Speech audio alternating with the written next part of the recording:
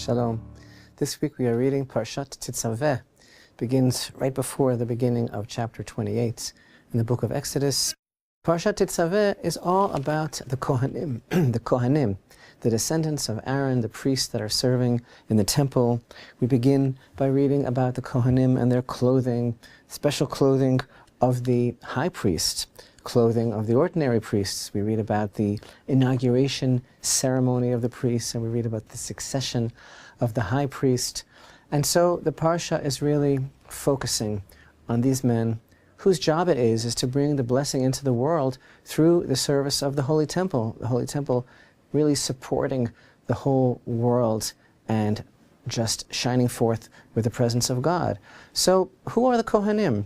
All these descendants of Aharon. We know that today there's actually scientific, medical fact, there's research, there are tests that can be done, DNA testing to determine all those male descendants of Aharon.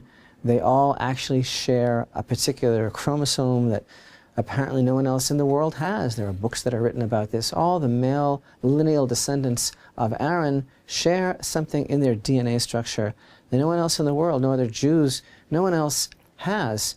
And of course, this is amazingly reflective of several verses in the Torah that tell us about this eternal covenant that God has with the Kohanim. One of them actually is in the book of Exodus, Exodus 40:59. It states there, "And it shall be for them an appointment as priests forever, for all generations."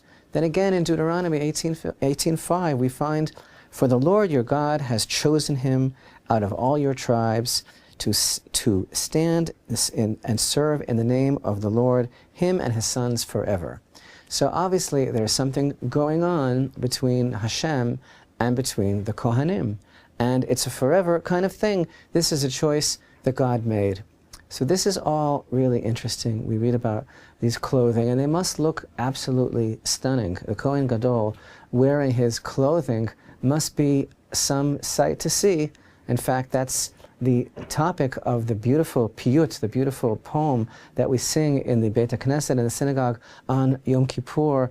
We sing all about the Mareh Kohen, the appearance of the high priest, how he looked when he came out in peace from the Holy of Holies. What a sight for sore eyes he was, the Kohen Gadol, wearing his clothing. Because, first of all, we know that clothes make the man. And second of all, we know that there's a very unusual and intrinsic connection between the Kohen doing his service in the Holy Temple and the clothes that he's wearing. Because he's literally not considered to be a Kohen, and his service is not considered to be fitting if he's not wearing those clothing. So bearing all of that in mind, here is a really interesting midrash where we are taught that one time there was a Gentile who was passing by a synagogue, and he heard a teacher teaching Torah there to some children. And he heard the teacher expounding upon the verse that we have right here in this week's Torah portion in Tetzave, "Ve'ele habagadim asher ya'asu." These are the garments that they shall make. And the teacher is describing to the children all these beautiful garments, and he's saying, and these are the garments. And this fellow who walked by, he was very intrigued. And he came in, and he said to the teacher, "Tell me something. I heard what you were saying. These garments, who are they for?" And the teacher said, "Well, these garments are actually for the high priest." And so this Gentile said to himself, "You know what? I'm going to convert to Judaism on the condition that they make me the high priest." I guess he was really enamored of those garments. So, according to the Midrash, he comes to the famous sage Shammai. And Shammai, everybody knows, was a very kind of severe personality, very strict, and very judgmental in a way. He was very, very kind of a strict personality. So this fellow comes to him and says, "Convert me on the condition that I become the high priest." And Shammai was a builder, and he's holding some kind of building tool in his hand. And it says in the Midrash that he pushed him with this tool, and he said, "Get out of here." He must have pushed him down the stairs. He said, "How could you ask such a thing?" Shammai wasn't so patient. But Hillel, on the other hand, Shammai's counterpart, he is known for being extremely patient. And in fact, the heading of this midrash is that one should always try to be as patient as Hillel. So this same non-Jew comes to Hillel and says, convert me on the condition that I become the high priest. So Hillel says, come, my child, come. And he takes him, sits him down, and he teaches him Torah, and he converts him. And so now this fellow says, okay, now I'm ready for the next stage. I said I wanted to be the high priest. So Hillel says, well, you can't exactly serve the king before knowing all the details of what makes him king, how he's king, and how he's sovereign. So why don't you first sit down and start learning in earnest about the details of the king?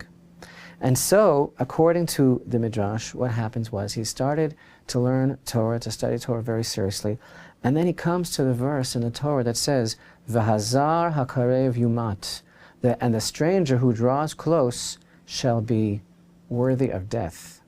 And the verse is talking about a non-Kohen who serves in the capacity of Kohen.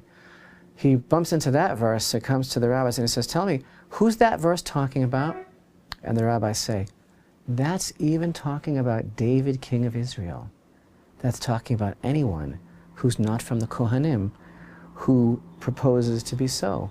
So this fellow said to himself, wow, if Israel, about whom the verse says, my firstborn Israel, if it's true regarding every Israelite, even David, the king of Israel, that the stranger among them who draws close shall be put to death, how much more so does this apply to me? And so he kind of got his perspective back, and he got a little bit more in proportion. So what is this really all about?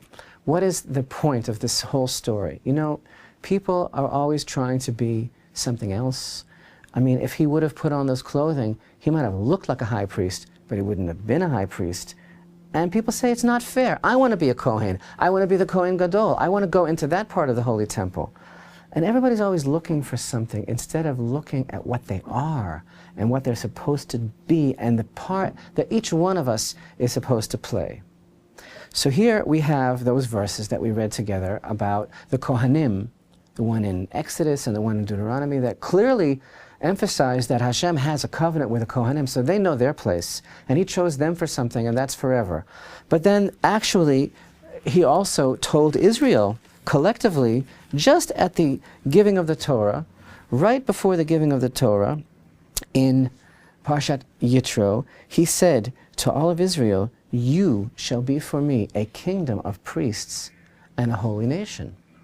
Okay, so the Jews altogether in some capacity are considered to be Kohanim, and just as the Kohanim, just as the priests do this, their ministry as it were, they do this service in the Holy Temple, so too, by some token, the Jews are supposed to be the Kohanim in the whole world. But wait a minute, what about the Gentiles? What about that poor fellow that bothered to convert because he really liked those clothing, and then, okay, he got himself maybe back into the proper perspective, and he realized that it wasn't really applicable because it wasn't him. But what about that? Well, they also have a part to play, and they're also Kohanim, and Hashem also has a plan for them, because when we look in the end of the book of Isaiah, we find that God says, He says, I will put a sign upon them and send some of them as survivors to the nations, Tarshish, Pul, Lud, the archers, Tuval and Yavan, the distant islands who have not heard of my fame and not seen my glory, and they will declare my glory among the nations. They will bring all your brethren from all the nations as an offering to Hashem, with horses and with chariots and with covered wagons and with mules. The verse goes on to say, coming to my holy mountain, from them too I will take men to be Kohanim and Levites. So there are many different interpretations of what this verse means, but the simple interpretation certainly means that Hashem will be taking Kohanim and Leviim, priests and Levites, from among the nations as well. So everybody has a part in the plan, and Hashem actually chose the Kohanim, and it's an eternal covenant between Him and them forever, but He actually chose every single one of us.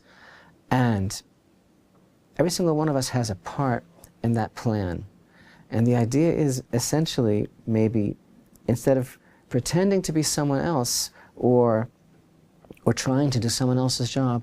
It's really the challenge about us, each one of us, being exactly the people that we're supposed to be. Each one of us in our own way, with our own particular brand of the priesthood, to get the job done so that the honor and the glory of God is magnified in this world.